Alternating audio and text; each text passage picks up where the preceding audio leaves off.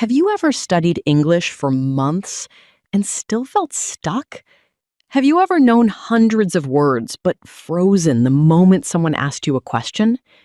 Have you ever wondered if there's actually a system to this? A real plan you could follow instead of guessing?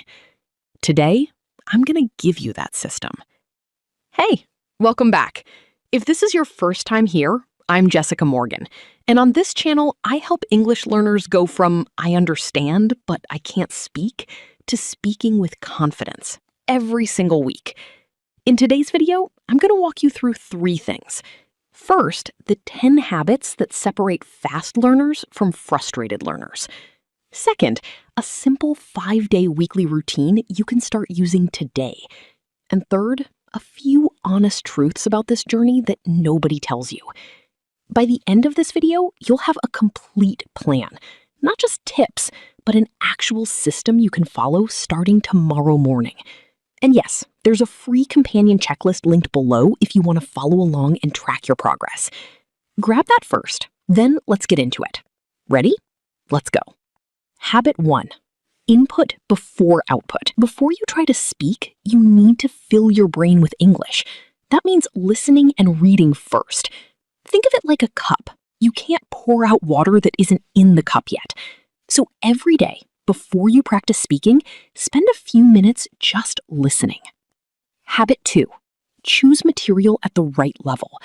If you're a beginner, don't jump into fast native podcasts. You'll just feel discouraged.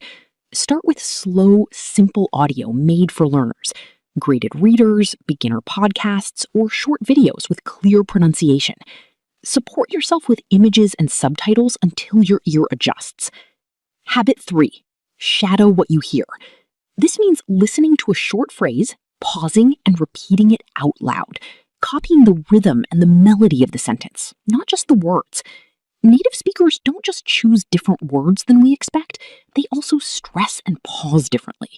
Shadowing trains your mouth and your ear at the same time. Habit 4.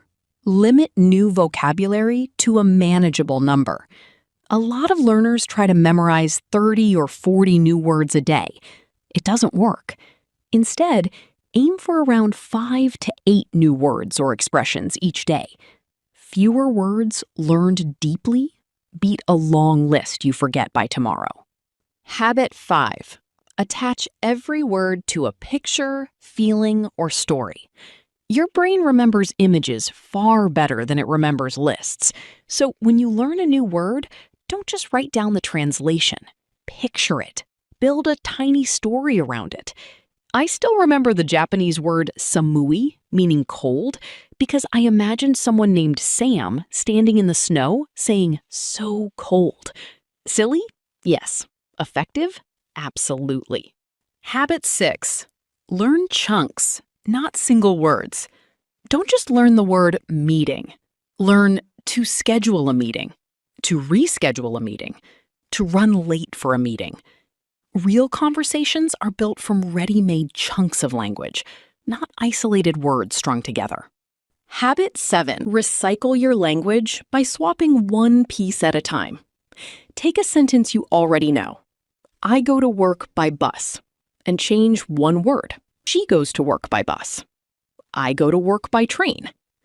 This kind of drilling feels small, but it's one of the fastest ways to make new grammar feel automatic.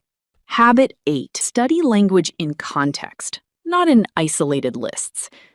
A wall of 40 vocabulary words with no connection to each other is hard to remember. A short story, a dialogue, or a scene from a show gives those same words a home. And that makes them stick. Habit 9. Review on a schedule, not randomly. Learn something today, review it tomorrow, then again in 3 days, then again in a week. This is called spaced repetition, and it's one of the most well-researched techniques in learning science. Habit 10. Surround yourself with English, even when you're not studying. Change your phone's language, follow English accounts, put on an English show while you cook dinner. You're training your ear to feel comfortable with the sound of the language in the background of your normal life. Those are the 10 habits. Now, let's turn them into an actual weekly plan. Here's how I'd suggest structuring 1 week, with just 20 to 25 minutes a day. One topic per week. For example, ordering food, talking about your job, or making weekend plans. Day 1, absorb. Listen to a short dialogue or article on your topic 2 or 3 times. Then read the text while you listen again and look up anything you didn't understand. Day 2, personalize. Take the same 5 to 8 target phrases and make them about your life. This is where vocabulary turns into something you actually own. Day 3, test yourself. Cover the English, look at the meaning, and try to say the phrase from memory. You can also ask an AI tool to quiz you or check your writing.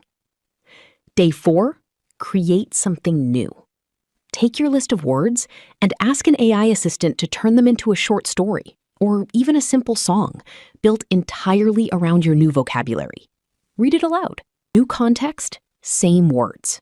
Now, anchored in a story you built yourself. Day 5, just enjoy it. Watch something, listen to something, but don't correct yourself or take notes.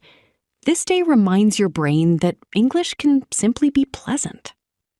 20 minutes a day, 5 days a week. That's the whole system. First, consistency beats intensity.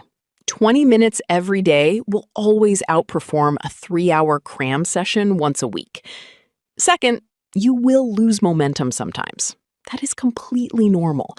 Just like an old friendship, you can always pick English back up right where you left it. And third, there is no too late and no too old. I've taught learners in their 60s and 70s who started from zero and held full conversations within a year. So now you have everything. 10 habits that actually work, a 5-day weekly plan, and the honest truth about what this journey really looks like. Go grab the free checklist linked in the description, pick one topic for this week, and start with day 1. And if you want a complete, structured path, I'll be doing a free live session soon, where I'll show you exactly how my course is built to guide you through this, step by step. Thank you so much for watching. I'll see you in the next one. Take care and keep going.